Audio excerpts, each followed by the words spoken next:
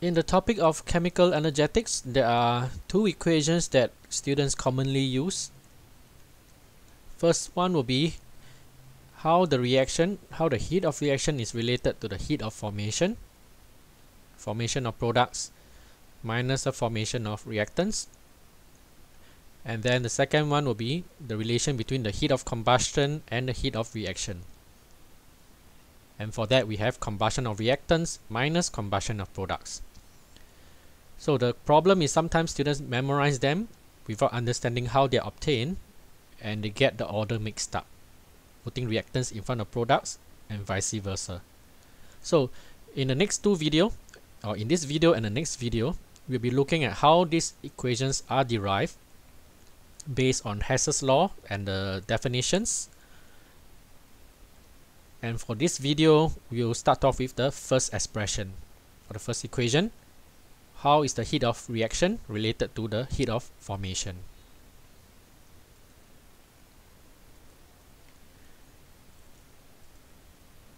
So I put this equation in just to remind us what are the order, and then we'll see how we derive.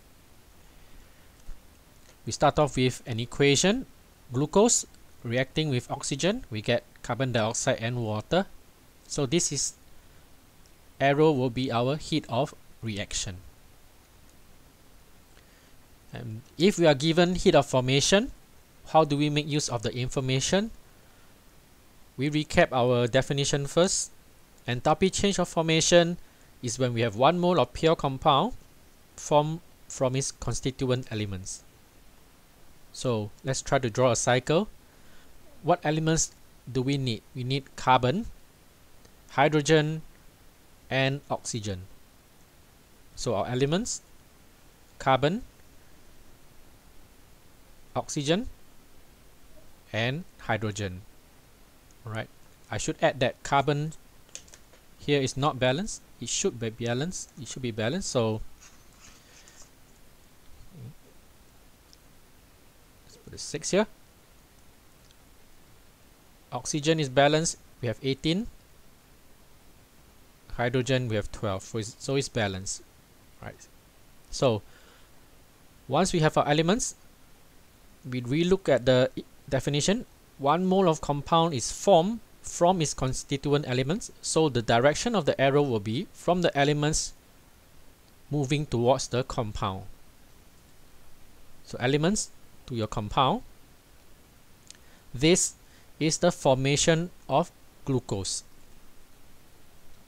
1 mole of glucose, so we need not do any multiplying here. Oxygen, there's no heat of formation because oxygen itself is an element. So even if you draw it, it will be actually 0. And then we go to heat of formation of carbon dioxide. From the elements, we point towards carbon dioxide. We have formation of carbon dioxide, but there are 6 moles. So 6 times formation of carbon dioxide. Formation of water. Again, elements towards the final compound. 6 times formation of water. So this is our cycle. We will be using this to explain the order of the equation. Now, the Hess's law. By using Hess's law, we will know that the clockwise direction, the arrows will be equated to the anti-clockwise directions. So we have 2 clockwise directions arrows in this equation, and we have 2 that are anti-clockwise direction. We put them in an equation. Glucose and the heat of reaction will be on the same side of the equation. Formation of carbon dioxide and water will be on the other end, right? Because again I say that clockwise direction equates to the sum of the anti-clockwise direction. So we have an equation here. If we want to find out the heat of reaction, or make the heat of reaction the subject, we bring the glucose over, so we'll be subtracting heat of formation of glucose.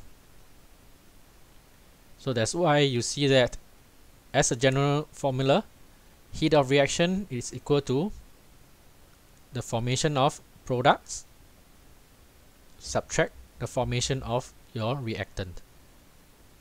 Again, I repeat that oxygen is not included because oxygen itself is an element. It will be 0 for heat of formation. So this is why the heat of reaction is equal to formation of products minus formation of reactants, because your formation of reactants happen to be on the same side of the equation as the heat of reaction. So when we bring it over, it will be subtracted. Let's use one example.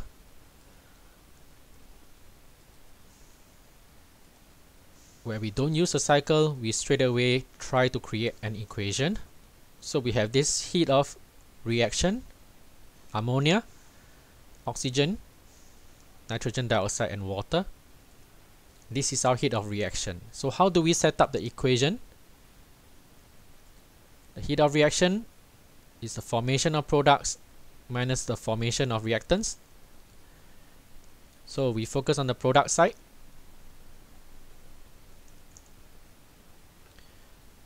We have 6 times the formation of nitrogen dioxide added to 6 times the formation of water. So this is our formation of products.